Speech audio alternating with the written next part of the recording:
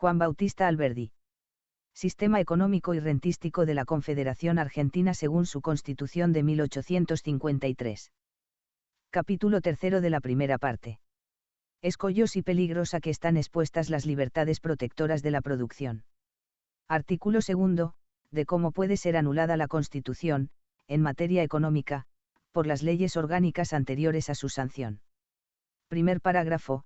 Nuestra legislación española es incompatible en gran parte con la Constitución moderna. La reforma legislativa es el único medio de poner en práctica el nuevo régimen constitucional. Las leyes a que la Constitución sujeta el ejercicio de las libertades y garantías por ella consagradas en favor de la producción económica, no son únicamente las leyes que deben dar en lo futuro nuestros congresos para poner en ejercicio la Constitución, son también las leyes anteriores a la Constitución tanto colonial como republicana. Fuera de la Constitución no existe, ni puede, ni debe existir ley alguna que de algún modo no sea reglamentaria de los principios, derechos y garantías privados y públicos, que la dicha Constitución establece como base fundamental de toda ley en la República. Según esto, todas las leyes del derecho civil, comercial y penal, todos los reglamentos de la Administración en sus diferentes ramos de gobierno, guerra, hacienda, marina, etc., no son más que leyes y decretos orgánicos destinados a poner en ejercicio los derechos del Estado y de sus habitantes, consagrados expresamente por la ley fundamental de las otras leyes. Por consiguiente, las garantías y declaraciones contenidas en los artículos 14, 16, 18, 26 y 28 de la Constitución, que trazan los límites del poder de la ley y del legislador en la manera de reglar el ejercicio de los derechos económicos, no solo prohíben la sanción de nuevas leyes capaces de alterar la libertad económica concedida por la Constitución, sino que imponen al legislador, y a todos los poderes creados para hacer cumplir la Constitución, el deber de promover la derogación expresa y terminante de todas nuestras leyes y reglamentos anteriores a 1853 que de algún modo limitaren o alteren los principios del nuevo sistema constitucional.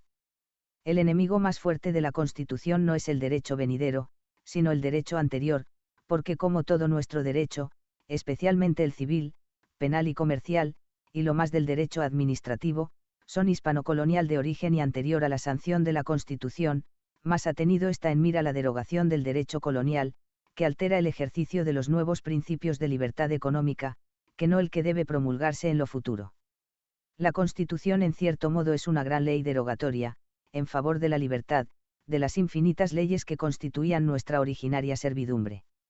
Esta mira se encuentra declarada expresamente por la Constitución en su artículo 24, que dispone lo siguiente: el Congreso promoverá la reforma de la actual legislación en todos sus ramos. Esta reforma constituye la porción más importante de la organización de la Constitución y del país. No es un trabajo de lujo, de ostentación, de especulación administrativas, es el medio único de poner en ejercicio las libertades consagradas por la Constitución, el único medio de que la Constitución llegue a ser una verdad de hecho. Para llevar a cabo nuestra organización de libertad en materia económica, es menester destruir nuestra organización de colonia.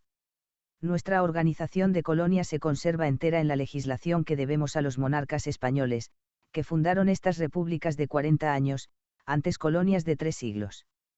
El espíritu de esa legislación de prohibición, de exclusión, de monopolio, es la antítesis de la Constitución de libertad industrial, que nos hemos dado últimamente. Pensar que una Constitución semejante pueda ponerse en ejecución por las leyes orgánicas que se nos dieren reyes como Carlos I, Carlos V y Felipe II, los autores y representantes más célebres del sistema prohibitivo en los dos mundos, es admitir que la libertad puede ejecutarse por medio de monopolios, exclusiones y cadenas, es faltar a todas las reglas de sentido común. Pues bien, la obra de estos campeones del exclusivismo y de la prohibición existe casi intacta entre nosotros, frente a frente de la República escrita en las constituciones y hollada en las leyes. Sus desoladoras leyes de navegación fluvial y de comercio han regido en el Plata hasta la caída de Juan Manuel de Rosas, y el motivo bochornoso del enojo de Buenos Aires con la nación es la derogación que ésta ha hecho del derecho fluvial indiano por la mano del vencedor de Rosas. Las leyes de partida, y lo que es peor, las leyes de Indias, la novísima recopilación, las reales cédulas de los monarcas absolutistas que organizaron nuestra servidumbre en materias económicas, son el derecho privado y administrativo que manteníamos hasta ahora poco, en medio de nuestro orgullo de republicanos independientes. Hasta hoy obedecemos infinitas leyes de despoblación y de ruina, emanadas de un yo quiero, yo lo mando, de Felipe II y otros reyes absolutos aciagos a la industria como él, al mismo tiempo que objetamos decenas de nulidades y negamos todo respeto a las leyes de nuestros congresos republicanos. Ha llegado la hora de traer la libertad, es decir, la Revolución de Mayo, al derecho orgánico, en que se mantiene el régimen colonial, gobernando los hechos de la vida práctica, mientras la revolución se mantiene ufana en las regiones metafísicas del derecho constitucional escrito. La reforma de la legislación ha sido impuesta por la Constitución, porque ella es el medio de que las libertades constitucionales no se truequen en cadenas legales al llegar a la práctica. En nada ha sido más leal y sabia la Constitución de Mayo, que en esa disposición fecunda que condena a muerte nuestro derecho colonial, como enemigo radicalista del nuevo régimen en política económica y rentística. Segundo parágrafo, bases económicas de la reforma legislativa. La reforma de la legislación, tarea gloriosa de los congresos venideros, llamados a realizar las grandes promesas de la Revolución Americana consagradas por la Constitución argentina, la reforma legislativa será la parte difícil de la revolución, porque tendrá necesidad del apoyo de la ciencia, y, más que todo, de la experiencia y del estudio del modo de ser normal de nuestro sistema económico sudamericano. En parte del programa de esos vastos trabajos, que serán la obra de muchas generaciones de hombres libres, séanos lícito lanzar algunas bases embrionarias, en este libro de cooperación, a los trabajos orgánicos de la República Argentina de hoy y de mañana, si no estamos equivocados. Un plan completo de reforma legislativa exigiría tantos programas separados como ramas tiene la legislación, porque todas ellas concurren a poner la Constitución en ejercicio. Enumerar las reformas económicas exigidas por la Constitución en derecho civil, en materia de procedimientos, en materia penal, en derecho administrativo, en legislación de comercio y marítima, en derecho agrario y fabril, sería escribir un libro entero, que no está hecho y que carece de antecedentes auxiliares aún en lenguas extranjeras. Me contraeré solo a las reformas económicas exigidas por la Constitución argentina en el ramo de legislación civil. Debe haber en el derecho civil un sistema económico, como lo hay en la Constitución de que ese derecho es un código orgánico o reglamentario. Veremos qué reformas son requeridas para establecerlo. El derecho civil estatuye sobre las personas y las cosas. Veamos los puntos derogados por la economía constitucional en cuanto a las personas, primeramente, y después en cuanto a las cosas o bienes. Tercer parágrafo, reformas económicas del derecho civil con respecto a las personas. Desde la sanción de la Constitución, ya no se diferencian las personas en cuanto al goce de los derechos civiles, como antes sucedía, en libres, ingenuos y libertinos, en ciudadanos y peregrinos, en padres e hijos de familia, para los fines de adquirir. Todas nuestras leyes civiles sobre servidumbre o vasallaje, sobre ingenuos, sobre potestad domínica, sobre libertinos y sobre extranjeros, están derogadas por los artículos 15, 16 y 20. El artículo 15 suprime la esclavitud, el artículo 16 iguala a todo el mundo ante la ley, y el 20 concede al extranjero todos los derechos civiles del ciudadano. La patria potestad, que establecía nuestro derecho civil español de origen romano feudal, recibe de nuestra Constitución moderna cambios de grande influjo en la economía política. La moderna ciudadanía impone deberes incompatibles con la antigua dependencia doméstica. Un ciudadano menor de 25 años, que puede ser elector político, es decir, que puede pactar y contratar en los más arduos negocios de la República, sería incapaz de comprar y vender eficazmente en materia civil. La antigua división de la patria potestad, en onerosa y útil, es corregible por el nuevo espíritu constitucional.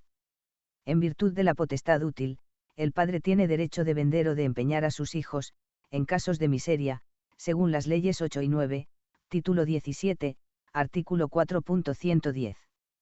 ¿Acaso este dominio inmoral subsistiría en presencia de la Constitución, que ha dicho, en su artículo 15, que todo contrato de compra-venta de personas es un crimen?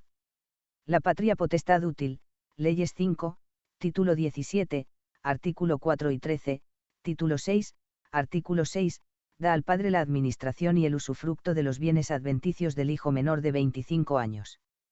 Son adventicios los bienes que el hijo adquiere por su industria o por herencia de su madre o parientes. Como el derecho civil rige también en materia de comercio, de agricultura y de industria fabril, se sigue de ese principio que un negociante, un labrador, o un fabricante menor de 25 años bien podrá adquirir la fortuna de 1.000.000, no por eso sería dueño de administrarla por sí, ni de los provechos o frutos de ella. Ese sistema de origen romano, bajo cuyo imperio los padres adquieren por medio de sus hijos lo mismo que por sus esclavos, quita a la producción su más poderoso estímulo, y hace insegura y difícil la circulación de la propiedad, quitando al hijo capaz de administrar el derecho de hacerla válidamente. El matrimonio, raíz de la familia en que prende el germen de la población y en que se educan el hombre y el ciudadano, el matrimonio, según la Ley Cuarta, título 17, artículo 4, solo es origen de la patria potestad, cuando es legítimo, y solo es legítimo, cuando se contrae conforme al orden establecido por la Iglesia. Según la Ley 15, título 2, artículo 4, es irreligioso el matrimonio celebrado con un protestante, por consiguiente, incapaz de producir efectos civiles, el primero de los cuales es la patria potestad.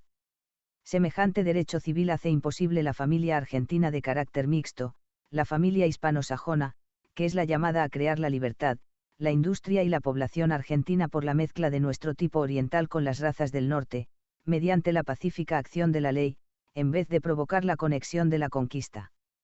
La derogación de ese derecho intolerante es consecuencia forzosa del artículo 14 de la Constitución, que legitima y consagra el derecho de profesar libremente su culto, y del artículo 20, que da a los extranjeros todos los derechos civiles del ciudadano, el de ejercer libremente su culto, y el de casarse conforme a las leyes, que en adelante deben ser expresión en este punto de la libertad religiosa, consagrada por el Código Fundamental. El nuevo derecho constitucional no admite la pérdida del Estado civil, capitis de minutio, que nuestro derecho español tomó del romano. No hay crimen que desnude al habitante de la República Argentina del derecho civil en su propiedad, estando al artículo 17 de la Constitución, que ha dicho, la confiscación de bienes queda borrada para siempre del Código Penal argentino. Ya no hay tutela de patronos. La curatela debe ser modificada en cuanto a la edad para su expiración. Es menester legitimar la administración del menor de 25 años que es capaz de ejercerla sin su daño. Reducir el término de la curatela, es disminuir el número de los incapaces civilmente hablando. Ya no es cargo público desde que cualquiera puede rehusarle en virtud del artículo 17 de la Constitución, por el cual ningún servicio personal es exigible. Los menores y las mujeres deben ser protegidos en su incapacidad natural por la ley civil protectora de la riqueza pública, no por la concesión de privilegios e hipotecas, que destruyen las garantías de igualdad civil ante la ley, dada por el artículo 16 de la Constitución. En respeto de ese principio, que también impera sobre el menor, la ley civil debe buscar seguridades y garantías que suplan y remedien su incapacidad natural en medios que no hagan peor y desigual la condición del crédito que interesa al capitalista y al industrial, menospreciados por el derecho romano que ha servido de modelo al nuestro, sin tomar en cuenta la diferencia de las épocas, de los intereses y de civilizaciones. La caridad cristiana, alma de la legislación moderna, exige mucho, es verdad, en favor de la incapacidad del menor y de la mujer, pero deja de ser ilustrada la caridad que concede esa protección a expensas de la civilización y del bienestar general, que abraza el interés de todos, mayores y menores, y ser atraído por favores estimulantes de la ley civil, a fin de que nos dé población, caminos, canales, puentes, escuelas y todas las mejoras que no podemos emprender por falta de capitales, como que es llamada a desenvolverse en sus elementos materiales por la acción del capital, que no existe y que debe lo confesamos a cada paso, y sin los cuales la condición de los débiles es más débil todavía. ¿Qué estímulo ni qué aliciente pueden tener los capitales extranjeros para venir a colocarse en países en que, a más de vivir expuestos a los peligros de la anarquía permanente y del despotismo que renace con cualquier pretexto, encuentran su peor enemigo en la ley civil, que les presenta de frente un ejército de competidores armados de privilegios, los cuales echan al capital ocupado en empresas progresistas en el último rango, cada vez que es necesario expropiar judicialmente al común deudor insolvente. El menor, el enfermo, la mujer, el ausente, el fisco, el cabildo, los colegios, los hospitales, todo el mundo es de mejor condición que el capital aplicado a la producción de la riqueza nacional en cualquiera de los tres grandes ramos de la industria, comercio, agricultura y fábricas. Tales leyes son ciegas, no ven dónde estamos ni a dónde vamos. Ellas son el secreto de nuestra pobreza, soledad y abandono, en el mismo grado que el desorden permanente.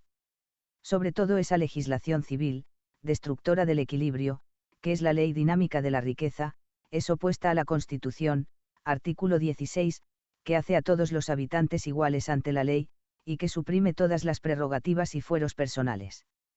La igualdad deja de existir desde que hay prerrogativas, fueros o privilegios, que todo es igual, ya emanen de la sangre, ya de la edad, del sexo o de la miseria. Al capital excluido, oprimido, vencido por el privilegio, poco le importa que sea un noble o un menor el vencedor, la iniquidad es la misma a los ojos de la igualdad proclamada base obligatoria y constitucional de la moderna ley civil. El artículo 64, inciso 16, encarga al Congreso de promover el progreso industrial y material, y la importación de capitales extranjeros, por leyes protectoras de estos fines y por concesiones temporales de privilegios y recompensas de estímulo. Las leyes de que hablamos son destructoras de estos fines, porque en vez de atraer los capitales, ofreciéndoles privilegios y estímulos en su favor, los alejan concediendo privilegios en su contra. Esa disposición constitucional es la sanción de la doctrina que acabamos de exponer. Importa ahora que la reforma convierta en verdad práctica el favor ofrecido a los capitales extranjeros, reemplazando los privilegios que los hostilizan por otros que los atraigan. El privilegio al capital, sí, que es un medio de igualación o nivelación, es la reacción que debe traer el nivel. Cuarto parágrafo, reformas del derecho civil que se refieren a las cosas o bienes. Veamos ahora las reformas que exige el sistema económico de la Constitución, en la parte de nuestro derecho civil que se refiere a las cosas, bienes o riqueza, que todo es igual, considerados en el sistema de su adquisición o producción. Para hacer más perceptible la oposición de algunos puntos de nuestro derecho civil en el sistema económico de nuestra Constitución, expresión cabal de la economía liberal moderna, estudiaremos primero esa oposición en el derecho romano, origen histórico del nuestro y del Código Civil francés, modelos favoritos ambos de los códigos civiles de la América antes española. Adquirir, en el derecho civil romano, equivalía a producir, según la acepción que la economía actual da a esta palabra. De los tres modos actuales de producir, agricultura, comercio y fábricas, los romanos solo admitían el primero en su derecho civil, porque era la única industria que ejercían. El comercio y las fábricas estaban en manos de esclavos y de extranjeros. Roma pagaba con el dinero obtenido por la guerra las producciones de la industria extranjera. El trabajo era título de afrenta y vilipendio. Un senador fue condenado a muerte por haber conducido una mercancía. Bajo ese espíritu se formó el derecho romano imitado por el nuestro. No se conoce derecho comercial romano, ni derecho industrial romano, porque los romanos no ejercían el comercio ni la industria. Después de la agricultura o antes que ella. Su modo favorito de adquirir era la guerra, ocupación bélica, a la que con razón miraban como medio de adquirir, y no de producir. De todos los trabajos el de guerra es el único que nada produce para la riqueza general, aunque produzca para el conquistador. La adquisición bélica, estéril, primitiva y salvaje por carácter, es abolida en cierto modo por la Constitución argentina, no obstante, su artículo 64, inciso 22, por la obligación que impone al gobierno de afianzar las relaciones de comercio con las naciones extranjeras, por medio de tratados que estén en conformidad con los principios del derecho público establecidos en ella, artículo 27. El artículo 4 enumera las fuentes constitucionales del Tesoro Nacional, pero no comprende en ellas la ocupación bélica. El artículo 13, que hace admisibles nuevas provincias en la Confederación, no habla de adquisiciones territoriales por conquista o guerra, sino de creaciones interiores de carácter administrativo. El derecho consignado en los tratados con Inglaterra, declarado parte de la Ley Suprema de la Nación por el artículo 31 de la Constitución, garantiza las propiedades privadas de ambos países contra todo género de adquisición bélica. La adquisición industrial, hija del trabajo, desconocida entre los romanos, carecía de la protección de sus leyes civiles. Por la guerra adquirían tierras, capitales y esclavos. Su agricultura hacía producir escasamente a la tierra por el trabajo de sus esclavos, que de paso deshonraban y cegaban esta fuente de riqueza. Adquirían también por medio de los hijos, especie de esclavos o de cosa perteneciente al padre, que tenía derecho de vida y muerte sobre ellos. Las adquisiciones de los hijos, llamadas peculio, cedían en provecho del padre, cuando procedían de la industria, peculio profecticio y adventicio. Solo el peculio militar, castrense, era del hijo, en cuanto a estos bienes de origen guerrero, era considerado como padre de familia. Lo adquirido por la lanza era propio absolutamente, lo ganado por el arado pertenecía al padre en cuanto al beneficio y administración. Así estimulaban la adquisición bélica que hizo pasar a sus manos la riqueza que Cartago y el Egipto debieron al trabajo industrial. Todo el sistema de adquisición civil es diferente en esta época, no en virtud del derecho civil de origen romano, sino a su despecho y pesar. Lo que los romanos llamaban modo originario imperfecto de adquirir, accesión industrial, es uno de los modos más perfectos que reconozca la adquisición moderna. La adquisición por medio de la producción industrial simple y pura, la adquisición por medio del trabajo, de la tierra y del capital propios, no ajenos, que es la ley de formación de la riqueza moderna, ni siquiera cuenta con un solo estatuto protector en el derecho civil romano. La accesión industrial agrícola, que era el medio de adquirir el fruto, producto, de la cosa ajena, supone el trabajo en unos y la propiedad territorial en otros, es decir, el feudalismo patricio. De lo que ellos llamaban su modo perfecto de adquirir, la ocupación, solo tenemos en el día la invención de las minas y la pesca. La tradición, que era su modo derivativo de adquirir, no es el único en la época presente, pues el título, contrato, a que ellos llamaban causa remota de dominio, basta por sí solo en el día para operar una adquisición perfecta y completa. El derecho a la cosa, es decir, el crédito, la obligación personal, es más fecunda y frecuente en esta época de industria, que el derecho en la cosa, derecho real, derecho de propiedad, al revés de lo que sucedía entre los romanos. La cuasi tradición de ellos, que es la tradición de los créditos, obligaciones y derechos, bienes incorporales, a que se reduce la mayor parte de la riqueza moderna, es casi toda la tradición conocida en este tiempo en que las riquezas circulan por transferencias simbólicas. La mujer, asimilada al hijo, especie de esclava, no administraba, vivía y moría en perpetua incapacidad, su marido era dueño y señor de sus cosas o hacienda. La familia romana, distinta de la nuestra socialmente hasta la venida del cristianismo, era conforme a ese sistema, que en gran parte ha pasado a los códigos españoles que nos rigen, y que amenaza conservarse por el ejemplo prestigioso del Código Civil francés, modelo favorito de nuestras reformas legislativas en derecho civil sudamericano. Quinto parágrafo, puntos de oposición entre el derecho civil francés, modelo de las reformas legislativas en Sudamérica, con el estado económico de esta época.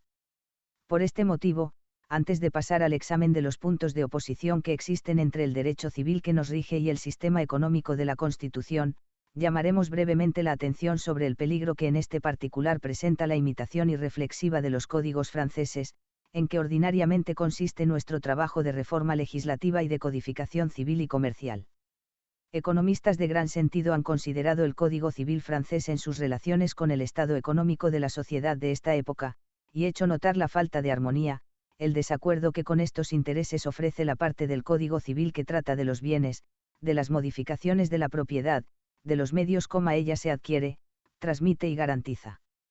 En la definición y clasificación de los productos, frutos, en el idioma de los legistas, condición esencial de toda buena legislación civil, el Código francés ha sido incompleto por haber seguido el ejemplo del Código romano. Divididos los frutos en naturales, industriales y civiles, ha visto los industriales únicamente en los que se obtienen de un fondo territorial por medio de la cultura, los frutos que pueden estar pendientes por ramos y raíces, Código Civil, artículo 547, 583 y 585. Los frutos civiles son las rentas devengadas, los alquileres de casas, los intereses de las sumas exigibles, las entradas que se obtienen del alquiler de los capitales, entradas muy útiles, observa Roussy, pero que no son productos, porque no aumentan directamente la suma de las producciones nacionales. No viendo así otra cosa que productos de la tierra y del trabajo aplicado a la tierra y a las entradas del préstamo de los capitales, el Código Civil francés ha excluido y dejado fuera de su clasificación los productos, sean del capital propiamente dicho, sean del trabajo ayudado del capital sin el concurso de la tierra, tercer instrumento de la producción. Los productos de las manufacturas, las riquezas que ellas derraman en los mercados del mundo comercial, solo violentamente entran en la clasificación del Código Civil francés. Perteneciendo al marido los frutos de los bienes de la mujer por la ley civil, se ha encontrado fuerte que este principio abrace los casos, no solo posibles, sino frecuentes, en que una mujer ejerciendo el comercio obtuviera grandes ganancias, o en que, poseyendo inmensas fábricas, hubiese heredado un proceder fabril desconocido, capaz de producir ingentes ganancias, o en que fuera artista de gran celebridad o escritor afamadísimo. Permitiendo al usufructuario de las cosas fungibles servirse de ellas a cargo de restituirlas iguales en cantidad, calidad y valor, la ley civil francesa ha dado a la palabra valor un sentido totalmente extraño a las nociones económicas. Distinguiendo la restitución del préstamo hecho en lingotes o barras, de la restitución del préstamo hecho en plata amonedada, el Código Civil francés ha resucitado viejas preocupaciones de los legistas sobre la moneda, que, según ellos, recibe su valor de la voluntad del legislador y no del estado del mercado. Se ha notado que el sistema hipotecario y de venta de los inmuebles no corresponde a las dos necesidades capitales del presente estado social, la rapidez de las operaciones y la seguridad de los negocios. El contrato de sociedad que, aplicado a la producción de la riqueza, es una fuerza que agranda en poder cada día, ha recibido una organización incompleta y estrecha del Código francés, según la observación de los economistas. La sociedad o compañía industrial, llamada a desempeñar un rol importantísimo en la producción y distribución de la riqueza, no ha sido ni prevista por el Código. Los seguros que, según la hermosa expresión de Roussy, arrancan a la desgracia su funesto poder dividiendo sus efectos, y por cuyo medio el interés se ennoblece tomando en cierto modo las formas de la caridad, el seguro terrestre, sobre todo, no ha merecido un recuerdo del Código Civil francés. La emfiteusis, desconocido en su aptitud a hermanarse con los progresos de la economía moderna, ni mencionada ha sido por el Código. Por fin, los economistas han encontrado censurable y digno de reforma el Código Civil francés, en materia de servidumbre, de prescripción, de venta y locación. Se ha preguntado, cómo unos códigos tan nuevos han podido dejar sin satisfacción exigencias tan palpitantes como las económicas en esta época. He aquí la solución que da el sabio cuya doctrina dejamos extractada en este parágrafo. Los códigos franceses, por el curso natural de las cosas, han visto la luz en medio de dos hechos inmensos, de los cuales uno los ha precedido y el otro sucedido, la revolución social y la revolución económica.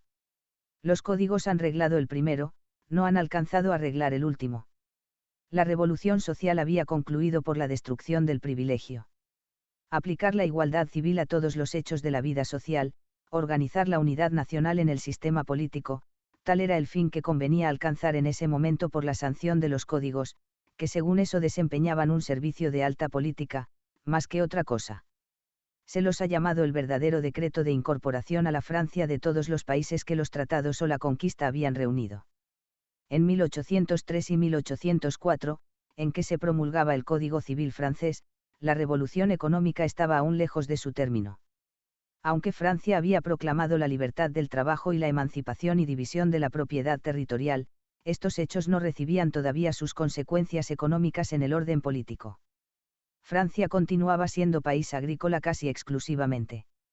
La propiedad territorial ocupaba el primer rango a los ojos de los autores del código, la miraban como la base de la riqueza nacional.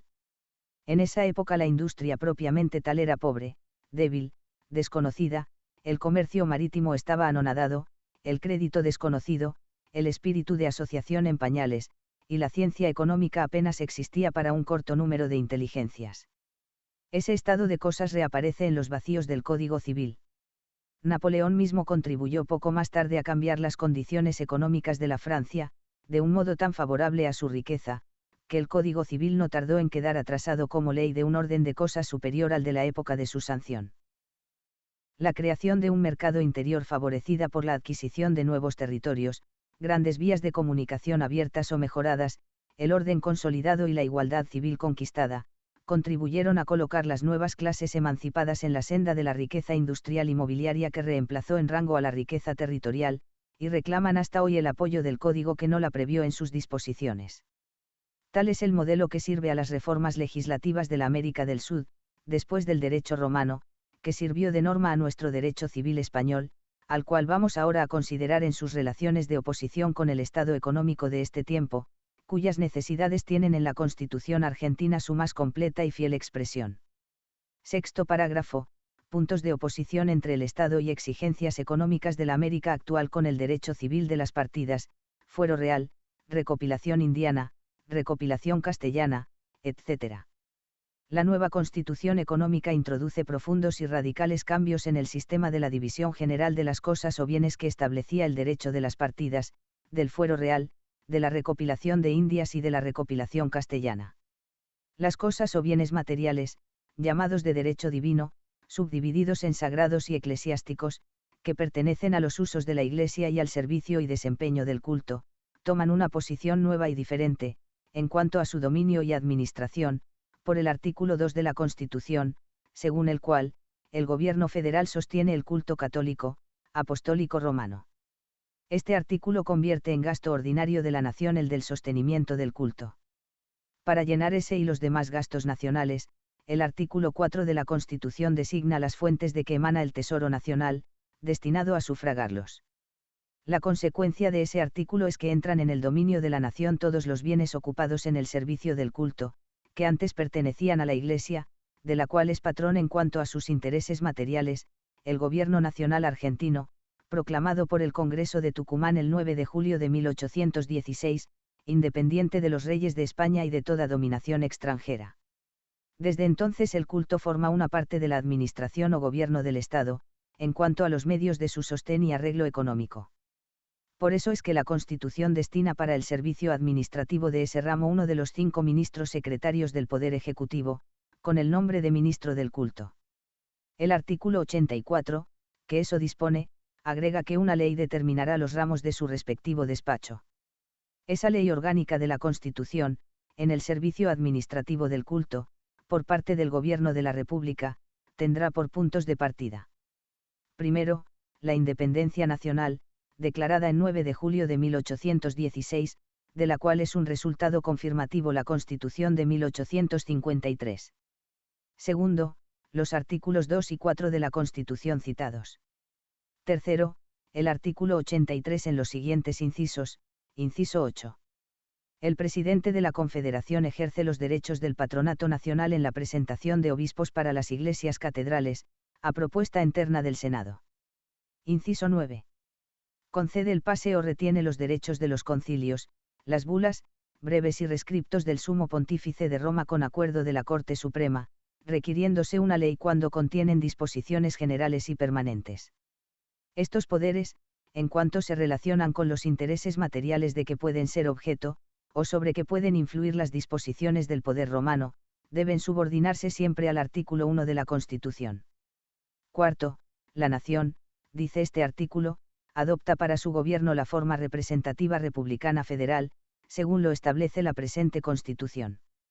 El principio republicano tiene grandes aplicaciones políticas y económicas en la jerarquía de la Iglesia Nacional, en las disposiciones pontificias que deben cumplirse con las finanzas o rentas argentinas, en la modestia de los templos, que no deben absorber en un lujo impropio de la simplicidad cristiana fondos del país necesarios a las empresas materiales, que son otros tantos medios de moralizar por la disminución de la miseria, origen del vicio y del pecado, lo mismo que del crimen y de la degradación.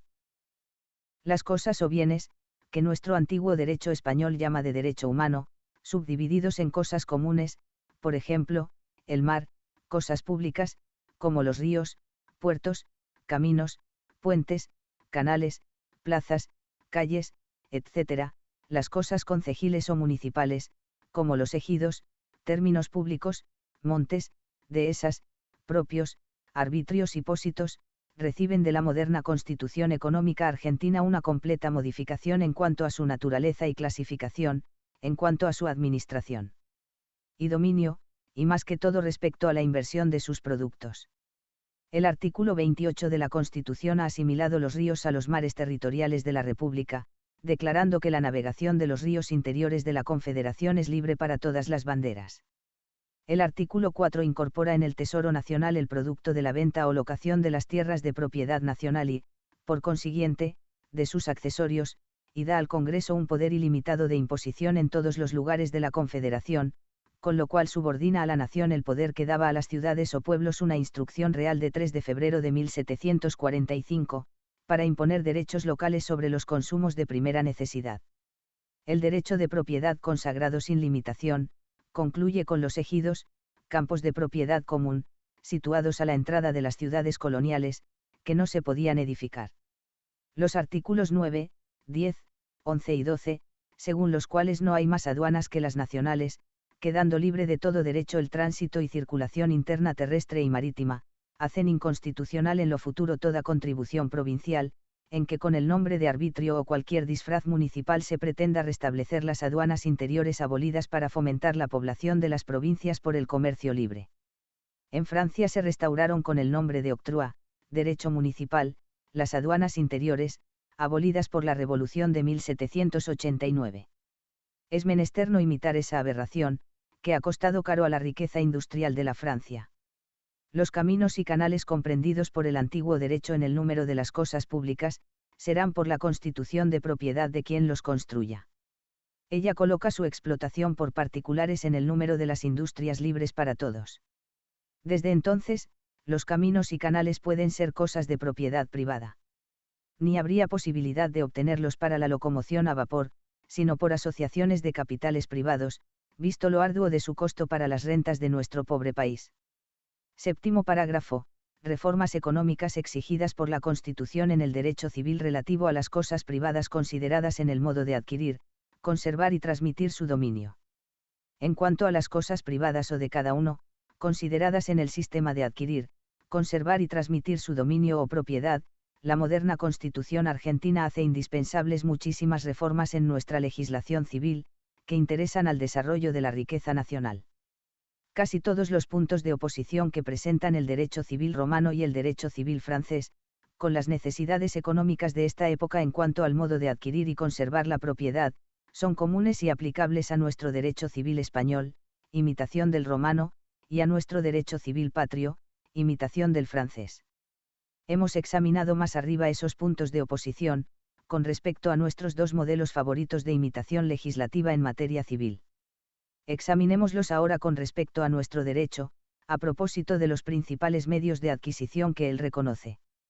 Todas las leyes de partida, que consideran a los hijos y esclavos como instrumentos mecánicos de adquisición para sus padres y señores, están abolidas por el principio de igualdad, que suprime el señorío, y hace a cada uno dueño y señor del producto de su tierra, capital o trabajo, artículos 14, 15, 16 y 17.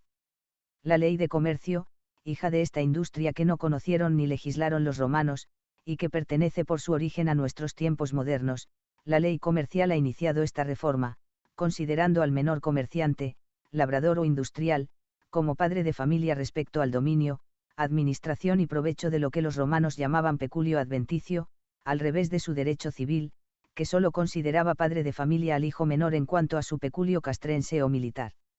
La ley civil argentina debe seguir en esto el ejemplo de la legislación comercial, a fin de estimular y ennoblecer el trabajo, dando a los hijos en las riquezas que adquieren por su medio la administración y producto, que concede al padre la ley 5, título 17, artículo 4, imitada del derecho romano, que despreció el trabajo industrial y prodigó el favor a la milicia, en que vio el único medio de adquirir riquezas. En cuanto a la ocupación, primer medio originario de adquirir la propiedad según nuestro derecho civil, la ocupación bélica es un medio anulado, casi del todo por los principios de derecho internacional privado que establece la Constitución argentina. El artículo 20 concede al extranjero todos los derechos civiles del ciudadano.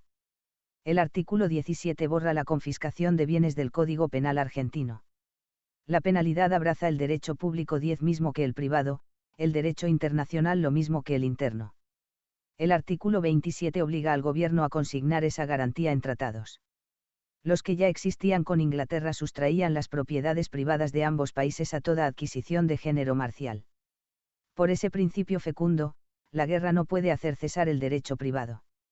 En países como los nuestros, en que la guerra civil es crónica, y en que las guerras con el extranjero tienen su germen inagotable en el odio que el sistema español colonial supo inocularles hacia él, no hay medio más eficaz y serio de asegurar la industria, la persona y la propiedad, que, por estipulaciones internacionales, en que el país se obligue a respetar esas garantías, en la paz lo mismo que en la guerra. Esa seguridad dada a los extranjeros es decisiva de la suerte de nuestra riqueza, porque son ellos de ordinario los que ejercen el comercio y la industria, y los que deben dar impulso a nuestra agricultura con sus brazos y capitales poderosos. Este gran medio económico de asegurar la libertad y los resultados del trabajo, en esta América de constante inquietud, pertenece a la Constitución argentina, que por el artículo 27 ya citado, declara, que el gobierno federal argentino está obligado a afianzar sus relaciones de paz y comercio con las potencias extranjeras, por medio de tratados que estén en conformidad con los principios de derecho público establecido en esta Constitución. O más claramente dicho, que sirvan para asegurar los principios del derecho público que establece la Constitución argentina. En efecto, el sistema económico de la Constitución argentina debe buscar su más fuerte garantía de estabilidad y solidez en el sistema económico de su política exterior, el cual debe ser un medio orgánico del primero, y residir en tratados de comercio, de navegación, de industria agrícola y fabril con las naciones extranjeras.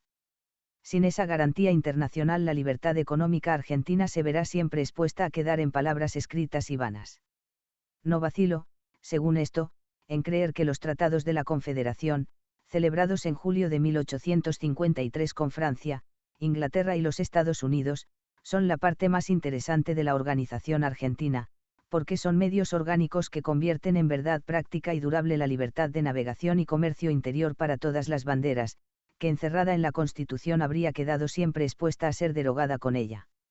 El día que la Confederación desconozca que esos tratados valen más para su riqueza y prosperidad que la Constitución misma que debe vivir por ellos, puede creer que su suerte será la misma que bajo el yugo de los reyes de España y de los caudillos como Rosas. A la ocupación, como medio originario de adquirir, pertenecen la caza y pesca, que, como industrias iguales a cualesquiera otras, son libres por la Constitución para nacionales y extranjeros, en cuyo punto la Constitución es derogatoria del antiguo derecho colonial, y patrio semicolonial, que la restringía en los mares argentinos del sur especialmente. La invención, especialmente la invención de minas, otro de los medios de adquirir por la ocupación, es manantial de inagotables riquezas para la República Argentina, que comprende en su territorio más de 800 leguas de esas mismas cordilleras de los Andes, que han hecho fabulosas las riquezas minerales de México, del Perú y Chile. Si hasta hoy no han figurado entre sus ramos de producción, es a causa de estar situadas en su confín occidental, a 300 leguas de sus costas fluviales y marítimas frecuentadas por la Europa comercial.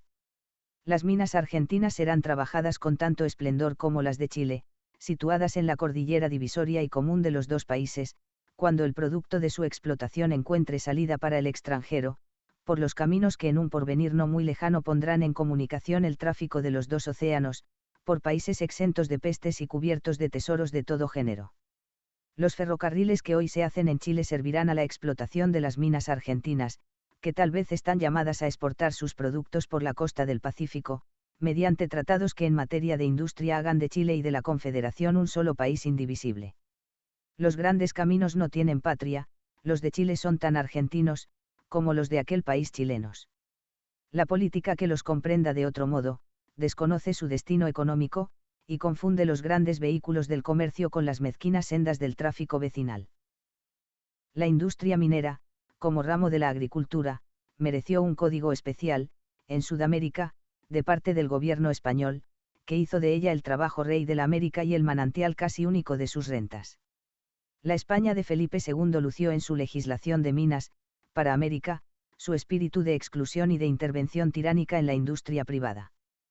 Todas las disposiciones en que esas ordenanzas hacen al erario partícipe del producto de las minas, en que excluyen a ciertas personas del derecho de explotarlas, en que prescriben reglas y métodos oficiales de elaboración, como si fuesen trabajos por cuenta del Estado, todas las prohibiciones y privilegios, todas las condiciones fiscales que esas ordenanzas coloniales en su espíritu establecen contra la libertad de la industria minera para reglar su ejercicio, son derogadas virtualmente por la moderna Constitución, que ha declarado base fundamental de toda ley reglamentaria de una industria cualquiera, sin excepción, la libertad de trabajar y ejercer toda industria, la libertad de trabajar solo o asociado, la igualdad de todos los habitantes extranjeros y nacionales ante la ley de la industria, el derecho de usar y disponer de su propiedad.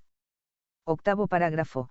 Silencio y vacío del derecho civil español sobre la producción industrial como el primer modo originario perfecto de adquirir la propiedad en esta época. La invención, la caza y la ocupación son los tres únicos modos originarios perfectos de adquirir la propiedad, que nuestro derecho civil español admite, a ejemplo de su modelo el derecho romano.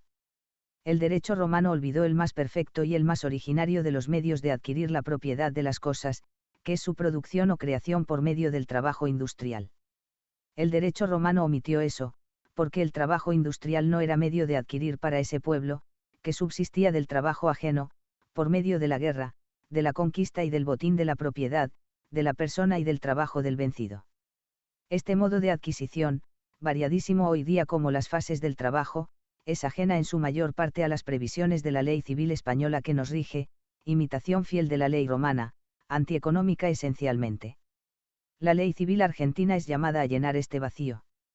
Elevando la producción industrial al primer rango entre los medios originarios perfectos de adquirir la propiedad de los bienes, ella debe organizarla en sus tres grandes modos: agricultura, comercio, fabricación, y griega en sus tres grandes instrumentos, tierra, capital y trabajo, bajo las únicas bases designadas por la Constitución moderna: la libertad, la igualdad y el derecho de cada uno. La accesión, sobre todo la accesión industrial, calificada por el derecho civil como medio originario imperfecto de adquirir, es el que más se acerca al medio favorito de adquirir de esta época, que dejamos citado. La accesión es el derecho de adquirir la cosa ajena que se aumenta o junta a la nuestra. Pero este medio secundario y pobre, como la industria antigua, no debe ser equivocado con la producción moderna.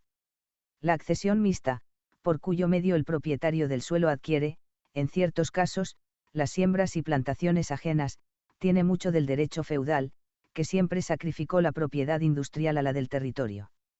Este punto, ligado esencialmente al éxito de la agricultura, que es la industria favorita de estos países nuevos, debe ser legislado sin olvidar los nuevos principios de libertad y de igualdad concedidos a la producción industrial por la moderna Constitución argentina. Nuestro derecho civil español ve en la tradición el único modo derivativo de adquirir el dominio o propiedad de las cosas. Como el derecho romano, llama a la tradición, causa próxima del dominio, verdadero modo de adquirir y fuente principal del derecho en la cosa, o bien sea del derecho real, que cae sobre la cosa sin relación a persona. A más de esta causa de dominio, reconoce otra, llamada remota, y consiste en el título o contrato que solo da derecho a la cosa, o acción personal, sin miramiento a la cosa, objeto del título o contrato. Las aplicaciones de esta teoría, de origen romano, son de inmensa trascendencia en la producción comercial y en las adquisiciones de todo género por vía de contrato. Ella sujeta la circulación de la propiedad al requisito material y grosero de la entrega o tradición física de la cosa prometida. Basta imponer ese requisito a la enajenación comercial, para cortarle las alas y privarla de su rapidez esencial, que sirve a la multiplicación de sus ganancias. El Código Civil francés ha operado en este punto capital una revolución digna de seguirse por todas las legislaciones protectoras de la libertad económica. La obligación de entregar la cosa se perfecciona por el mero consentimiento de los contratantes, ella vuelve al acreedor propietario, Código Civil, artículo 1.138. Por esta doctrina, el contrato, el título, la palabra del hombre, adquiere el rango de causa próxima y única de dominio, origen del derecho en la cosa, y de la acción real para reivindicada del vendedor o de tercera persona, sea quien fuere. Nuestro mismo derecho civil ofrece ejemplo de derechos y acciones reales que se adquieren sin necesidad de tradición, por ejemplo, en la hipoteca, en la servidumbre negativa, en la adjudicación y en la adquisición hereditaria. El extender esta doctrina a todas las adquisiciones obtenidas por contrato, como ha hecho el Código francés, sería poner alas a la circulación de las propiedades, que tanto interesa al progreso de la riqueza, y suprimir en los contratos del comercio civil e industrial la distancia inmoral que media entre la promesa y el hecho, entre la enajenación hablada y la enajenación cumplida y puesta en obra. Noveno parágrafo, continuación del mismo asunto. Adquisición hereditaria. Prosigamos el estudio de las reformas exigidas por el espíritu de la Constitución Económica Argentina, en los demás medios de adquisición civil, con tradición o sin ella, en la adquisición real y en la adquisición personal. En el sistema de adquisición hereditaria, hay consideraciones de forma y de fondo con relación a la reforma económica. El derecho español ha multiplicado las solemnidades testamentarias, imitando al derecho romano, que recargó de formas ese medio de transmisión de la propiedad, con miras políticas que interesaban al gobierno patricio de aquellos tiempos. La propiedad consistía en la tierra de ordinario, y la tierra era el poder. Solo intervenían en el gobierno los que la tenían. En la Edad Media de la Europa moderna sucedió otro tanto, y la imitación que nuestro derecho hizo no fue sin objeto. Ese sistema ha dejado de estar en armonía con los intereses de esta época, formulados por la Constitución argentina. Las formalidades de la adquisición testamentaria deben simplificarse por el derecho civil orgánico de nuestra Constitución. Hay testamentos solemnes y otros menos solemnes o privilegiados, según el derecho actual. Estos últimos solo exigen para su validez la declaración de 2 testigos presenciales de la voluntad del testador, oral o escrita. Este fuero es acordado al testamento del militar y el que es hecho ad pias causas. El principio de igualdad, consagrado por el artículo 16 de la Constitución, excluye esta especie de fuero o privilegio. Pero el resultado que la nueva ley debe sacar de esta supresión, no es que todos los testamentos deban ser solemnes en el antiguo sentido, sino todos menos solemnes o tan simples como los otorgados ad pias causas, y por individuos revestidos de fuero militar. Así se celebran las transferencias ordinarias entre vivos, por arduas y absolutas que sean. El requisito de numerosas y rígidas solemnidades, no siempre practicables, solo sirve para dejar incierta la propiedad y sujeta a las arterías de la codicia. En esta época en que la riqueza mobiliaria iguala o sobrepasa a la territorial, el industrial, es decir, el comerciante, el labrador, el fabricante, deben tener el derecho de testar con las formalidades breves, que hoy solo tiene el militar. En cuanto a la capacidad de testar, el derecho actual se la niega al condenado por libelo infamatorio, al apóstata, al hereje, Ley 16, Título 1, Artículo 6. Todo esto deja de regir por la Constitución, que establece la libertad religiosa, la libertad de la prensa y el derecho civil de los extranjeros disidentes. La ley civil argentina debe limitar el poder de desheredación que da a los padres la ley española, en los casos en que el hijo es hechicero o encantador, o vive con los que lo son, en que pudiendo afianzar de cárcel segura a su padre, no lo hace, en que se hace cómico o representante de profesión no siéndolo el padre, en que la hija rehúsa casarse contra la voluntad del padre, en que el descendiente católico se hace hereje, en que contrae matrimonio, llamado clandestino por la Iglesia, leyes. Del título 17, artículo 6. No necesito demostrar que estos actos pierden por la nueva Constitución el poder de legitimar una desheredación. Muchos retoques admite nuestro sistema actual, en lo relativo a las personas capaces de heredar, y a otros puntos pertenecientes a la sucesión testamentaria. Pero no es este el lugar de extenderse en ese estudio. En cuanto a la porción hereditaria, nuestro derecho ha recibido antes de ahora de manos de la Reforma Republicana importantes alteraciones, que suprimen los mayorazgos, los fideicomisos, y modifican el sistema de vinculaciones pías, en el interés del nuevo régimen y de la riqueza pública. La igualdad en la repartición de la herencia pone al alcance y en manos de todos el goce de la tierra, que es el maravilloso instrumento de producción agrícola. La tierra es una máquina por cuyo medio en algunos meses de tiempo se convierte un grano de trigo en 100 granos, y una semilla semejante o una rama de árbol en gruesas y corpulentas maderas, que en vano pretendería crear por otro camino el ingenio humano. Así la tierra posee tal aptitud para multiplicar la riqueza, que una escuela económica, la fisiocrática, la ha mirado como la fuente única de toda la riqueza. 10º parágrafo, continuación del mismo asunto. Servidumbre, prescripción, hipotecas. En las servidumbres, tanto personales como reales, exige el nuevo régimen constitucional sustanciales alteraciones que importan a la suerte de la agricultura. Hablo de las servidumbres rústicas, de senda y camino, de acueducto y acequias, de fuente o pozo, de derecho de apacentar en campo ajeno, de explotar cal, piedra, carbón, sal, etc., en fundo de otro, en cuyos puntos la ley civil española, que los rige, tuvo miras menos favorables a la libertad y a la industria, que las debe tener la ley actual llamada a realizar el sistema de la Constitución moderna. Nuestro sistema actual de prescripción civil, medio frecuentísimo de adquirir la propiedad, contraría los fines económicos de la Constitución en muchas de sus reglas relativas a la cosa capaz de ser prescripta, y al tiempo exigido para prescribir. Las leyes de la tercera partida hacen imprescriptibles las contribuciones del Estado, los bienes del menor de 25 años, los adventicios del hijo de familia, y los dotales de la mujer casada. Estas excepciones son compatibles con el derecho de igualdad dado por la Constitución por base del derecho civil. Este es uno de los casos en que la incapacidad del menor y de la mujer tiene, a más de los guardianes y custodios suficientes para nivelar su capacidad, privilegios suplementarios que solo ceden en daño del derecho de propiedad. El Estado, los menores y las mujeres son dueños de los 2/3 de las propiedades del país. excluir esos 2/3 de la prescripción, es dejar en pie, para ellos, la incertidumbre, que hace estéril toda propiedad.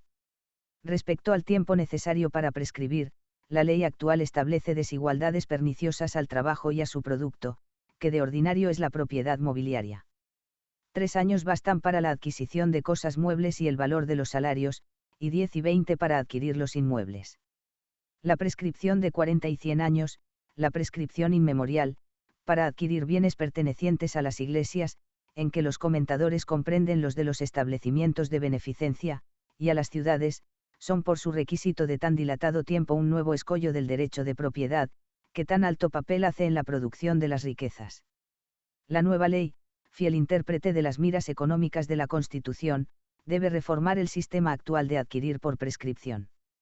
Tomando por bases la igualdad en las cosas prescriptibles, y la igualdad y reducción en los términos para prescribir. La hipoteca o afectación de los bienes a la ejecución de un compromiso es el punto de nuestro derecho civil de origen romano feudal, que más reformas exige para hacer efectivas las miras de la Constitución en favor del desarrollo del crédito, del progreso de los capitales y de la igualdad, como base civil de la ley reglamentaria de la transmisión de los bienes por contratos. Bastaría dejar en pie nuestro actual sistema hipotecario para hacer imposible el ejercicio del crédito, de que depende la actividad del capital, instrumento mágico llamado en nuestra América del Sur, no solo a fecundar la producción, sino a poblar, a civilizar, a difundir la luz y la moral. El gobierno federal fomentará la inmigración europea, y no podrá restringir, limitar ni gravar con impuesto alguno la entrada de los extranjeros que traigan por objeto labrar la tierra, mejorar las industrias e introducir las ciencias y las artes. He ahí todo un sistema de gobierno económico para un país desierto como el nuestro, encerrado en el artículo 25 de la Constitución, pero esa inmensa garantía de progreso no pasará de palabra vacía, siempre que se promulguen o dejen en pie leyes civiles del género de las que hoy reglan nuestro sistema hipotecario. ¿Qué ley sería tan estúpida para restringir, limitar o gravar de frente y a cara descubierta la entrada de los extranjeros necesarios a la industria? La restricción posible será la indirecta, más temible que todas, por latente y sorda, restricción traidora que se colocará donde nadie la advierta, para alejar desde allí la población y los capitales que la Constitución se afana en atraer. He aquí el papel constitucional de nuestra antigua legislación hipotecaria: ella restringe, limita y grava la entrada de la población, alejando, en vez de atraer, los capitales extranjeros, sin cuyo auxilio la inmigración es imposible y sin objeto. Ella aleja los capitales oponiéndoles un ejército de preferencias y exclusiones, de gravámenes y cargas ocultas, de dilaciones y dificultades para el cumplimiento de la garantía hipotecaria. Nuestra actual hipoteca es la hipoteca romana y feudal, que solo miró a mejorar la condición del fisco, del menor, de la mujer, del desvalido, por privilegios que destruyen la igualdad civil, en nombre de la caridad mal entendida y poco ilustrada en los medios económicos de curar el mal de muchos por la riqueza y bienestar de todos. El capital y el capitalista fueron a sus ojos simples explotadores usurarios, indignos del amparo de la ley y del beneficio de la igualdad. Disminuir el número de las hipotecas generales, es decir, de las preferencias y privilegios. Buscar fuera de ellas las seguridades para que el fisco, la iglesia, el menor, la mujer y la incapacidad traten con los demás con fuerzas iguales y sin riesgos de ser víctimas de su inferioridad.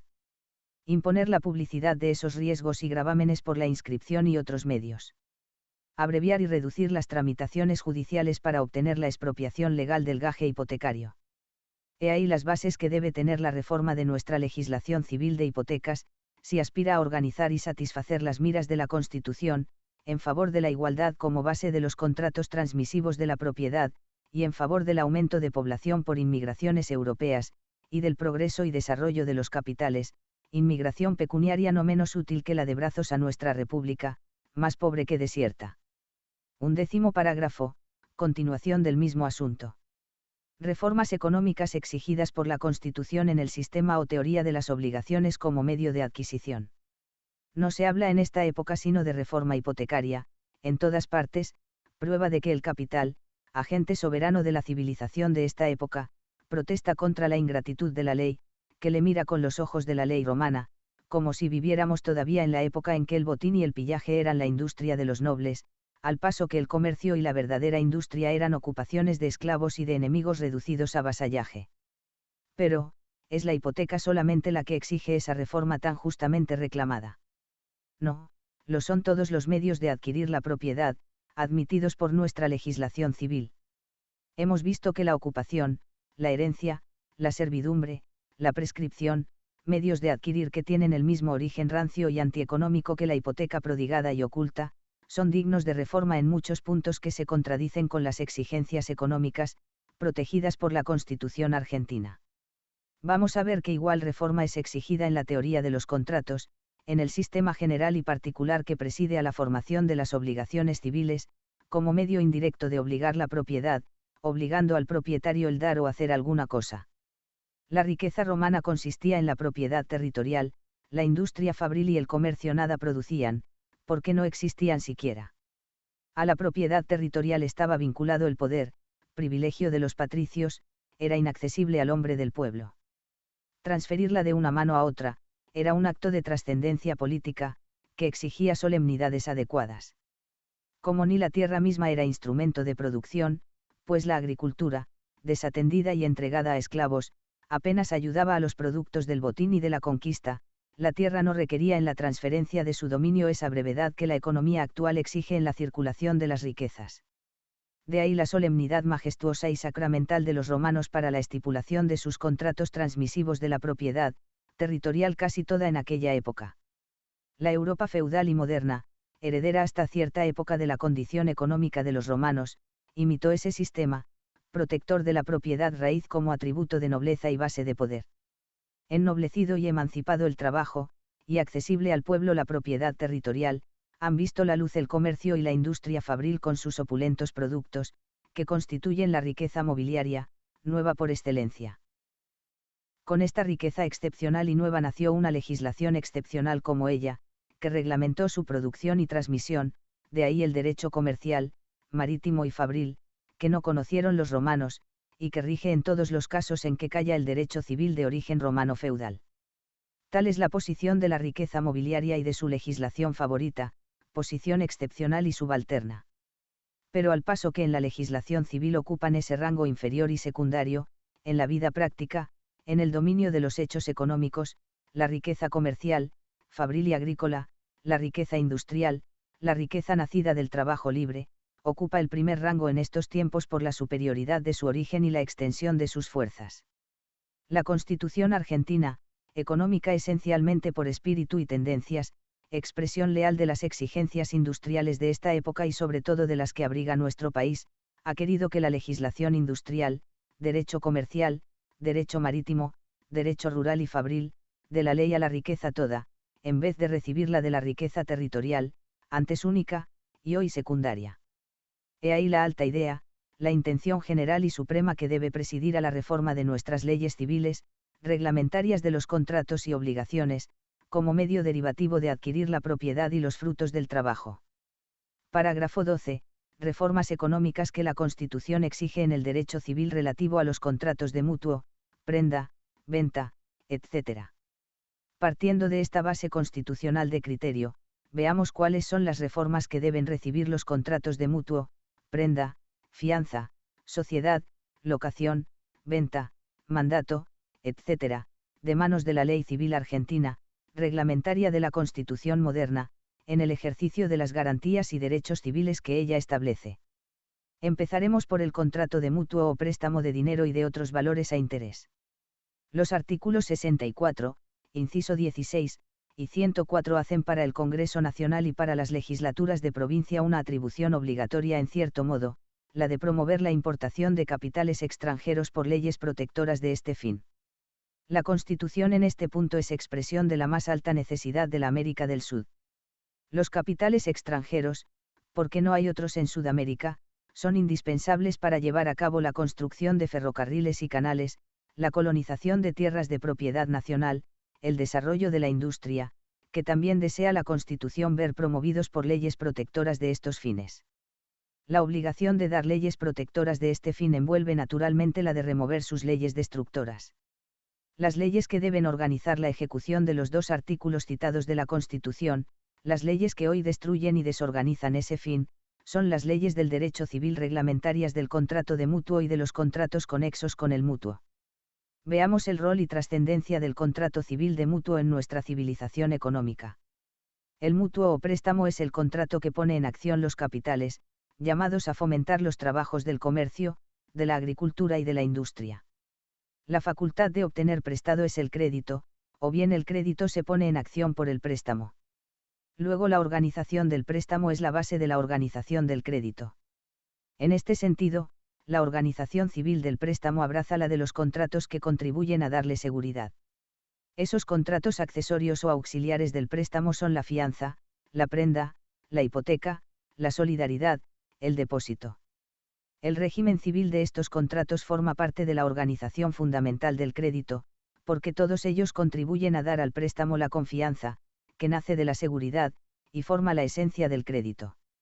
Las bases de la ley civil en ese arreglo orgánico están dadas por la Constitución, son la libertad de trabajar y de ejercer toda industria, de comerciar, de usar y disponer de su propiedad, lo que vale decir, la libertad de trabajar por sí y por medio de su capital y tierra, la igualdad ante la ley, y la inviolabilidad de la propiedad, que no reconoce más límites que la utilidad pública calificada por ley, y mediante indemnización anterior.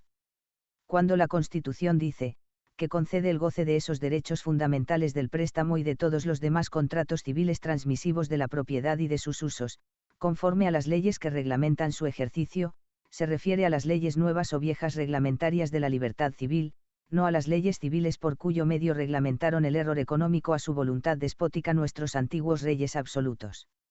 Lo contrario sería decir, que se concede el goce de la libertad conforme a las leyes de Carlos V y de Felipe II, es decir, conforme a las leyes de los tiranos que esclavizaron la industria de su país, y por su ejemplo la de toda la Europa. No hay que olvidar que todos los cuerpos de leyes que forman nuestro derecho civil español, han sido otorgados por la voluntad de reyes absolutos, no tenemos una sola ley civil española que haya sido dada por un gobierno constitucional, responsable, pues solo llegan hasta 1810 las que nos rigen.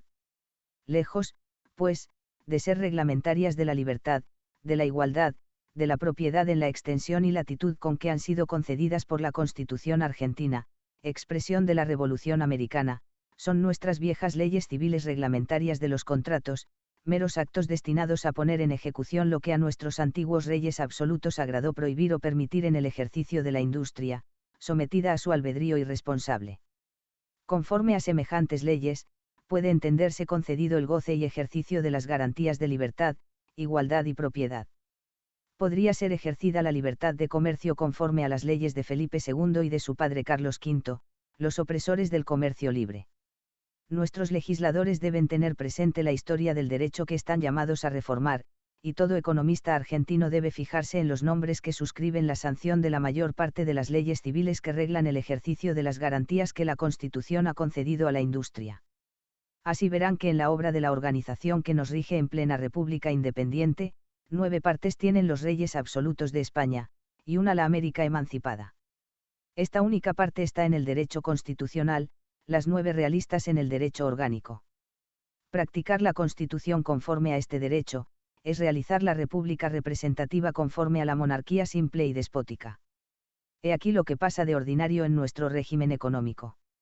El mutuo o préstamo es libre por la Constitución, que concede a todos el derecho de comerciar, artículo 14, el préstamo es un acto de comercio, prestar es comerciar, obtener libertad de comercio y verse limitado en la libertad de prestar, es un contrasentido que solo se explica por una república ejercida según el derecho orgánico realista y despótico. Los prestamistas o mutuantes son iguales como acreedores ante la ley civil que regla el pago del interés, pero en tanto que la Constitución dice esto, en su artículo 16, la ley civil española divide los acreedores prestamistas en 20 jerarquías de más o menos privilegiados y preferentes. Puede esta ley llamarse protectora del fin de atraer capitales extranjeros para darse a préstamo a los empresarios del comercio y de la industria argentina. La propiedad es inviolable, su ejercicio es libre, ningún servicio es exigible, según la Constitución, pero ejerciendo estos derechos, quiere uno fijar libremente el interés de vuestro capital prestado bajo ese aliciente, y la ley civil antigua, inspirada por el odio a los judíos, que ejercían el préstamo en la Edad Media, porque no se les dejó tener bienes raíces, pone trabas a la libertad del interés y aleja los capitales que la Constitución quiere atraer, quitándoles el único estímulo que Puede llamarlos a buscar colocación en países desiertos, sin seguridad, sin policía, llenos de peligros para el prestamista. El préstamo al gobierno, es decir, el crédito público, uno de los recursos de estos países de pobreza presente y la riqueza futura, puede tener desarrollo bajo leyes civiles que niegan el derecho de demandar la devolución de lo prestado al gobierno y a las comunidades, a todo el que no pruebe que éstos lo invirtieron en su utilidad. Ley 3, Título 1, Artículo 5. Anhelar por capitales, llamarlos bajo la recompensa estimulante de la libertad, ofrecerles como prima el derecho ilimitado de su aplicación a todo género de producción industrial, y dejar en pie las antiguas leyes civiles que reglamentaron la fianza, el depósito, la prenda, la hipoteca, estos medios auxiliares de la seguridad del capital prestado y bases complementarias del crédito privado, cuando el préstamo era oficio privativo de los judíos detestados por la ley, es decir, por la voluntad de rey católico y absoluto, cuando el derecho al trabajo, el ejercicio de la industria eran favores otorgados o recogidos por la voluntad del rey, y en épocas de la mayor ignorancia sobre el rol del Estado y de la legislación en la formación de las riquezas, es lo mismo que decir, venid, prestamistas extranjeros, a colocar vuestras capitales bajo la más completa libertad de usar y disponer de ellos, bajo la más inviolable seguridad, pero de todo ello gozaréis conforme a las leyes con que los reyes de España echaron 1 millón de judíos capitalistas, desterraron 2 millones de árabes industriosos, convirtieron en crimen la libertad de la usura, excluyeron a los extranjeros. Arruinaron la agricultura, las fábricas y el comercio de la España y de sus Indias. No haré largo y molesto este trabajo con el examen de las reformas que el nuevo derecho constitucional exige en la legislación civil de los contratos de fianza, prenda, hipoteca, solidaridad y depósito, bastándome notar que la más simple inspección de la organización que hoy tienen esos contratos, demuestra los obstáculos que ella ofrece al establecimiento de bancos particulares de giro, de depósito y de descuento, y al ejercicio del crédito entre particulares, bajo las bases de libertad, igualdad y seguridad, ofrecidas por el derecho público constitucional, como bases de toda ley civil, comercial y penal, a los habitantes de la República Argentina. Acabamos de ver que los capitales extranjeros, atraídos y establecidos por el estímulo de una legislación de libertad, son el medio previsto por la Constitución para fomento de las empresas de ferrocarriles, de colonización, de líneas de vapores, bancos de circulación, seguros, etc. Pero los capitales no tienen el poder de llevar a cabo esas grandes empresas, sino por medio de la asociación.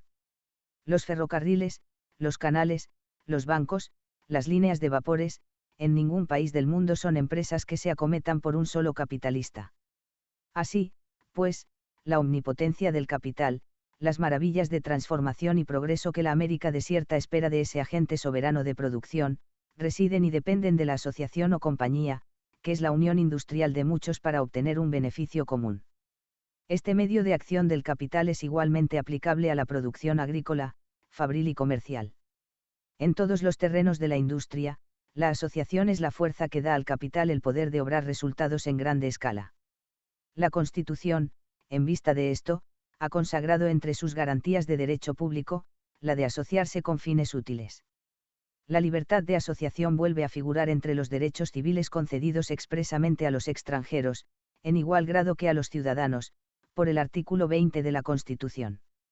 Las aplicaciones políticas de esta garantía podrán ser muy útiles, pero las verdaderamente útiles y fecundas serán las aplicaciones industriales, las que se hagan a la producción de las riquezas. Al derecho civil le incumbe reglamentar estas últimas por estatutos sobre el contrato de sociedad, que tengan por base constitucional la libertad de asociación, por fines y miras la importación y aplicación de los capitales extranjeros a las grandes empresas de mejoramiento material. Tal es la mente constitucional que asignan a las leyes civiles reglamentarias del contrato de sociedad las palabras del artículo 64, inciso 16 de la Constitución. Nuestro actual derecho civil satisface esta exigencia. La partida quinta habla de la sociedad universal de los primeros cristianos, de la sociedad general, como la conyugal, y de la sociedad singular de dos o más personas para determinados fines, pero ni ella ni los posteriores códigos civiles pudieron prever las formas y desarrollo que ha recibido modernamente el contrato de sociedad, con el progreso de la industria libre en los países de origen inglés. Nuestras ordenanzas de Bilbao, imitación buena para su época de las de Colbert de 1665, participan en ese punto del espíritu reglamentario y despótico del modelo dictado por la voluntad omnímoda de Luis XIV. La sociedad anónima, es decir, la sociedad que hace los ferrocarriles, que establece las líneas de vapores, que funda bancos de descuento, casas de seguros para colocar la riqueza al abrigo del fuego, de la mar y de la desgracia, la sociedad a que deben la Inglaterra y los Estados Unidos su prosperidad industrial, y a la que ha de deber nuestra América del Sur su emancipación de la barbarie y del atraso, la sociedad anónima, ni siquiera es mencionada por nuestras leyes civiles y de comercio. La compra-venta, función en que estriba casi todo el comercio, que da desahogo por su medio a la producción fabril y aplicación a las materias primeras que produce la agricultura, la compra-venta, en su ejercicio, es un derecho o libertad de todos los habitantes de la Confederación, por el artículo 14 de la Constitución, que consagra el derecho de ejercer toda industria, de comerciar, de usar y disponer de su propiedad. El artículo 20 vuelve a dar este derecho a los extranjeros, para no dejar duda de que ellos lo disfrutan como el ciudadano. Casi toda la libertad de comercio consiste en la libertad de comprar y vender. Nuestras actuales leyes civiles, a que queda sujeto el goce y ejercicio del derecho constitucional de comprar y vender, remontan por su origen histórico a tiempos en que la compra-venta, es decir, el comercio, ni era un derecho irrecusable del hombre, ni era un medio principal de producir riquezas. Casi toda la legislación española desde Carlos I, toda la legislación de Indias, no son más que una traba interminable, impuesta como ley de conducta a la libertad de comprar y vender, prohibición en cuanto a las personas, en cuanto a las mercaderías, en cuanto a los mercados, a los precios, a las épocas, a todas las condiciones y medios de celebración de las compras y ventas. Se puede definir todo nuestro derecho colonial, una compilación de prohibiciones del derecho de comprar y vender, es decir, del derecho de comerciar. Según esto, con solo dejar en pie nuestra legislación civil reglamentaria de la venta, quedaría sin efecto la libertad comercial de vender y comprar declarada por la Constitución. Podría ser reglamentaria del goce de la libertad constitucional de comercio la legislación que se dio con el objeto de reglamentar la opresión y prohibición del comercio. La venta industrial está regida casi exclusivamente por el derecho civil, pues nuestra ordenanza de comercio poco estatuye a su respecto. Nuestro derecho civil, a ejemplo del romano, su modelo, es embarazoso a la circulación de la riqueza, por la lentitud, inseguridad y desigualdad que concurren en su celebración y efectos. A pesar de perfeccionarse por el consentimiento, exige la tradición y entrega material del objeto vendido para operar la transferencia de su dominio. Aplicar en contra del comprador la regla que hace perecer la cosa para su dueño, o negarle la calidad de tal y la acción de dominio o el derecho en la cosa comprada, desde la perfección de la venta, es inconsecuencia de nuestro derecho de gran resultado en la circulación de la propiedad. El Código francés ha escapado a ella, por la disposición de su artículo 1.138, según la cual la obligación de entregar la cosa se perfecciona por el consentimiento solo de las partes contratantes, ella hace al acreedor propietario. El derecho de retracto hace desigual la condición de los compradores, y compromete la seguridad de las ventas, contraviniendo al principio de igualdad que la Constitución señala entre las bases de legislación civil. La Ley 29, Libro 8, Título 13 de la Recopilación de Indias no reconoce como venta eficaz la que no es hecha ante escribano público, en todos los casos en que por ella se debe alcabala al fisco. Así el sistema fiscal, que nos ha regido por siglos, desprecia la santidad de los contratos cuando se cruza el interés de la más triste de sus contribuciones. El cambio, en el sentido del contrato de que es expresión la letra de cambio, por cuyo conducto ingeniosísimo opera el comercio la traslación del numerario sin los riesgos del transporte material, no es mencionado siquiera por nuestras leyes civiles españolas. La permuta doméstica, contrato primitivo y desusado, es el cambio único de que ellas hablan. El mandato, contrato transformado por las exigencias de la industria moderna, en que desempeña un papel variadísimo con las diferentes denominaciones de mandatario, procurador, administrador, agente, factor, pagador, mancebo, y por fin comisionista y consignatario, bajo cuya última significación es y será por largo tiempo el contrato más frecuente y arduo del comercio de Sudamérica. El mandato debe ser reorganizado por nuestra legislación civil, tomando por bases los principios de libertad, de igualdad y de seguridad, introducidos por la Constitución en protección de la industria y de los actos que sirven a la circulación de sus productos. No he procurado señalar todos los puntos en que nuestra legislación civil debe ser reformada para que la Constitución llegue a ser una verdad y deje de ser contrariada por las leyes orgánicas, sino acumular bastante número de casos para no dejar duda de la oposición que ella presenta a las miras de la Constitución y de la necesidad imperiosa de entrar en su reforma completa y general. Veamos ahora los medios de iniciar y acometer ese trabajo. Parágrafo 13. Medios constitucionales de iniciar y acometer la reforma de la legislación orgánica. ¿En qué consiste la organización del país? La Constitución es la piedra fundamental de la organización, pero no es la organización, es el cimiento, el fundamento del edificio orgánico, no es el edificio mismo. La organización más propiamente reside en las leyes orgánicas de la Constitución, es decir, en las leyes que rigen los hechos, no en la ley que rige a las leyes. Son leyes orgánicas de un país, todas las que forman el cuerpo de su legislación general, en que se comprenden sus códigos civil, industrial, penal, administrativo, etc. En este sentido, las actuales leyes orgánicas de la República Argentina, las leyes en que vive hoy su organización práctica, las que reglan la propiedad y todos los derechos e intereses civiles y comerciales de sus habitantes, las que rigen sus herencias y contratos y sirven a los tribunales para fundar sus decisiones, son las leyes contenidas en los siguientes códigos: fuero juzgo, reales cédulas, fuero real, ordenanza de minas, leyes del estilo, ordenanzas de Bilbao, 7 partidas, ordenanza de intendentes, ordenamiento de Alcalá, leyes nacionales o patrias, ordenamiento real, nueva recopilación y recopilación de Indias. Se ve que no nos falta organización, sino que tal vez nuestra desgracia consiste en que tenemos organización de sobra, estamos organizados más de lo necesario. De 1000 años a esta parte no hay rey absoluto de España que no haya dado alguna ley de las que hoy rigen la vida civil de la República Argentina. Los millares de leyes de que constan esas compilaciones gobiernan nuestra vida práctica, sin ser gobernadas por la Constitución. Emanación de la monarquía pura y simple, expresión de la voluntad irresponsable de soberanos absolutos, esas leyes son medios orgánicos de los intereses del poder, no de los derechos del hombre, porque se dieron cuando el poder era todo, y el hombre nada. En ninguna de ellas tuvo parte la voluntad del pueblo, ninguna fue colaborada por Congreso o Asamblea de Representantes de la Nación. De ahí resulta, que esa legislación no puede servir para poner en ejercicio los derechos de libertad, igualdad, seguridad, consagrados por la Constitución, como bases de toda ley orgánica. Cambiarla y promulgar otra en su lugar, que no teniendo otras miras que las de la Constitución, sirva para llevar a cabo la ejecución de sus principios, esto es propiamente organizar la República. Lo demás, es declarar principios, no es organizar su ejecución. Luego la organización no es obra de un momento. Ejemplo, la que tenemos, que es el trabajo de 10 siglos.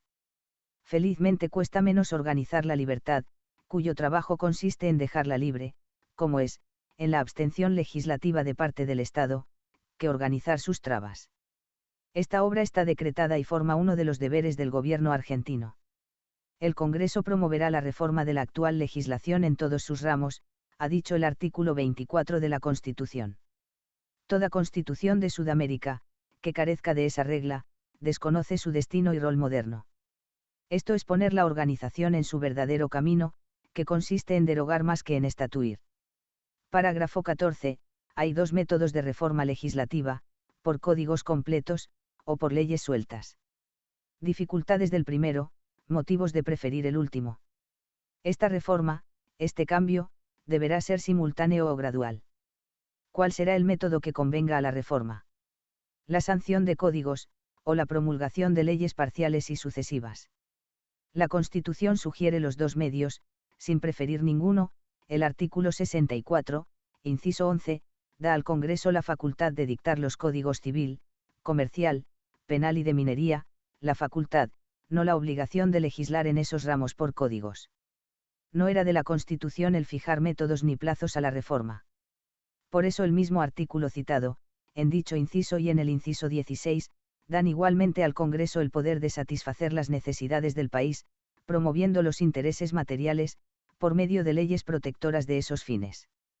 Siendo tan admisible y constitucional un método como otro, el país debe someter la elección a la prudencia. Los códigos son el método para satisfacer todas las necesidades legislativas de un país en un solo día y en un solo acto. Esto solo basta para notar que es un mal método en países que dan principio a una vida tan desconocida y nueva en sus elementos y medios orgánicos, como el suelo, el principio, la combinación y fin de su desarrollo. Los códigos son la expresión de la sociedad, la imagen de su estado social, que resulta esencialmente de la combinación de tres órdenes de hechos, a saber, los hechos morales, los hechos políticos y los hechos económicos. Estos hechos se desenvuelven por leyes naturales, que les son propias.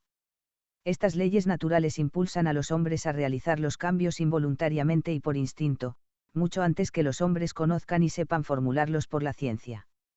Así la riqueza es anterior a la ciencia económica, la libertad es anterior a las constituciones escritas, pues ella es quien las escribe. Las leyes escritas pueden ayudar a su desarrollo, pero no son causa ni principio motor. La ley escrita, para ser sabia, ha de ser expresión fiel de la ley natural, que gobierna el desenvolvimiento de esos tres órdenes de hechos. Cuando esos hechos no son bien conocidos en sus leyes normales, las leyes escritas no pueden ser expresión fiel de leyes desconocidas. No pueden menos de ser desconocidas las leyes naturales de hechos que empiezan a existir o no han empezado a existir. En este caso, el deber de la ley escrita es abstenerse, no estatuir ni reglar lo que no conoce. Tal es el caso en que se encuentran los hechos económicos, especialmente de los tres órdenes de hechos que forman el Estado social de la República Argentina, y en general de toda la América del Sur. Me ceñiré a ellos, porque ellos son el objeto de esta obra. Dar leyes reglamentarias de nuestros hechos económicos, es legislar lo desconocido, es reglar hechos que empiezan a existir, y muchos otros que ni a existir han empezado. Nadie conoce el rumbo ni ley en cuyo sentido marchan a desenvolverse los intereses económicos de la América del Sur. Solo sabemos que las antiguas leyes coloniales y españolas propenden a gobernarlos en sentido contrario, y de ahí la lucha entre las necesidades sociales, entre los instintos y los deseos de la sociedad y la legislación presente. En este estado de cosas, el principal deber de la ley nueva es remover la ley vieja, es decir, el obstáculo, y dejar a los hechos su libre desarrollo, en el sentido de las leyes normales que les son inherentes. De aquí el axioma que pide al Estado, dejar hacer, no intervenir.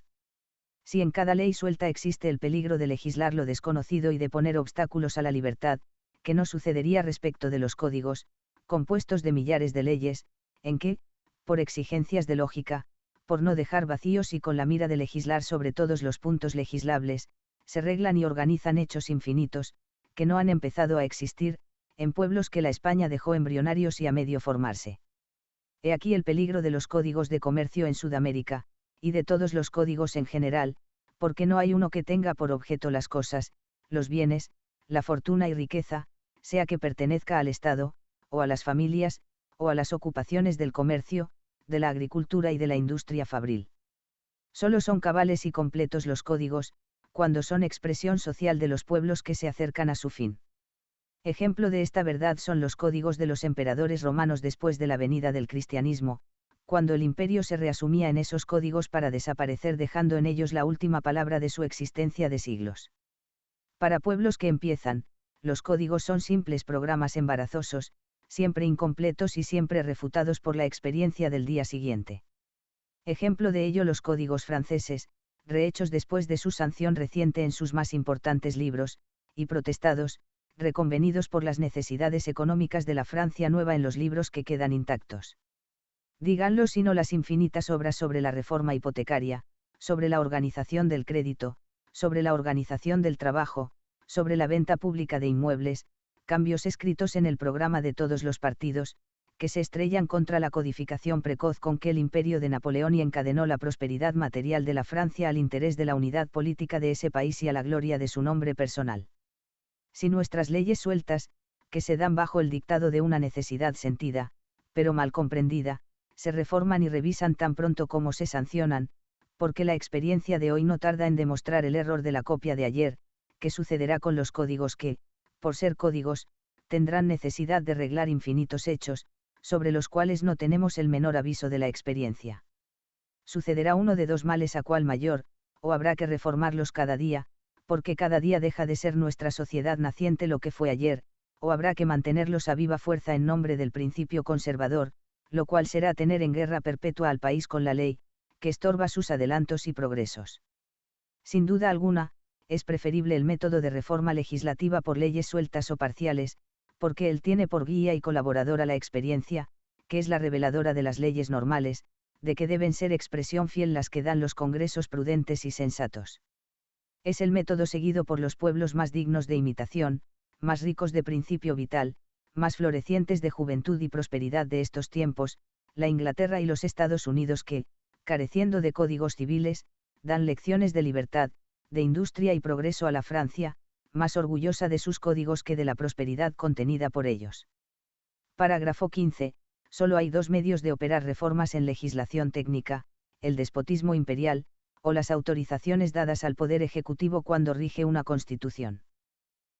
Pero, sea cual fuere el método de legislar que se adopte, sea la codificación, o sea la sanción de leyes sueltas, hay un obstáculo para uno y otro métodos en la índole de la República representativa, que hace sus leyes por congresos compuestos de personas ajenas de ordinario a los puntos técnicos de la legislación económica, que es la que nos ocupa.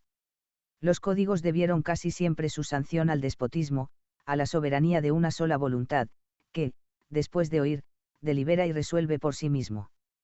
Tal es el origen de los códigos más célebres que debieron su sanción a Justiniano, Alfonso, Napoleón, Federico, Nicolás, Fernando VII. Bajo la República, el método eficaz y expeditivo de legislar sobre puntos técnicos y complicados de derecho civil o comercial, es el de conferir autorizaciones especiales al Poder Ejecutivo.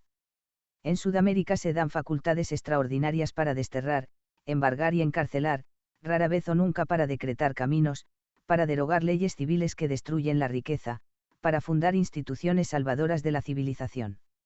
A este método colocado en manos de Egaña y de Portales, debe Chile sus reformas más interesantes. A él debe la República Argentina el cambio más grande que se haya obrado en provecho de su prosperidad, desde 1810, la libertad de los ríos, decretada por el vencedor de Rosas el tirano. Viene ahora otra cuestión. ¿A quién corresponde la iniciativa de la reforma? ¿Cómo, por quién deben ser perseguidas las leyes orgánicas que alteran o atacan la Constitución? Según el artículo 65 de la Constitución, las leyes tienen principio en cualquiera de las dos cámaras que forman el Congreso y en el Ejecutivo. Por el artículo 64, solo el Congreso puede dar leyes que no existen. Pero el artículo 14 da a todos los habitantes de la Confederación el derecho de peticionar a todas las autoridades. El derecho de petición ejercido colectivamente con el fin de obtener la abrogación de instituciones malas y la sanción de otras buenas, es el medio de iniciativa para la reforma de la legislación más alto, más digno de un pueblo que quiere cambiar su ley sin salir de la ley, y el más fecundo en resultados, pues deja en manos del país la facultad de colaborar en la obra de su legislación, ejerciendo un medio de soberanía que se reservó constitucionalmente al delegarla en los poderes que le representan. ¿A qué autoridad argentina corresponde pronunciar la necesidad de la reforma? ¿Cuál es el tribunal llamado a procesar y juzgar las malas leyes? ¿Cuál el llamado a decidir entre las leyes que desea el pueblo, y las que da el Congreso, entre las leyes que ponen realmente la Constitución en ejercicio, y las que la infringen y destruyen con pretexto de organizarla? La Corte Suprema, delegataria de la soberanía del pueblo argentino, para juzgar en los asuntos federales, es el tribunal a quien corresponde el conocimiento y decisión de todas las causas que versan sobre puntos regidos por la Constitución. Artículo 97. No hay punto que en cierto modo no esté regido por la Constitución. Los puntos de que hablan estas palabras, son los regidos inmediatamente por la Constitución, sin intermedio de otra ley orgánica. Esos puntos son los relativos a las leyes mismas, es decir, a la constitucionalidad de las leyes, a saber y decidir si una ley en cuestión es o no conforme a la Constitución. Es la jurisprudencia de los Estados Unidos, cuya Constitución ha sido imitada por la nuestra en esa facultad dada a la Corte Suprema. En su virtud la Corte ha declarado allí más de una vez inconstitucionales y dignas de reforma muchas leyes del Congreso, reclamadas por el interés perjudicado, en uso del derecho de petición. La Corte Suprema declara inconstitucionales a las leyes que lo son. No las deroga, porque no tiene el poder de legislar, derogar es legislar. Declarada inconstitucional la ley, sigue siendo ley hasta que el Congreso la deroga. Son condenables por la Corte, irrevocables por el Congreso, las leyes que alteran los principios, derechos y garantías de la Constitución, en virtud de su artículo 28. El artículo 29 prohíbe dar ley que conceda facultades extraordinarias al Poder Ejecutivo. Es extraordinaria toda facultad que no es otorgada por la Constitución.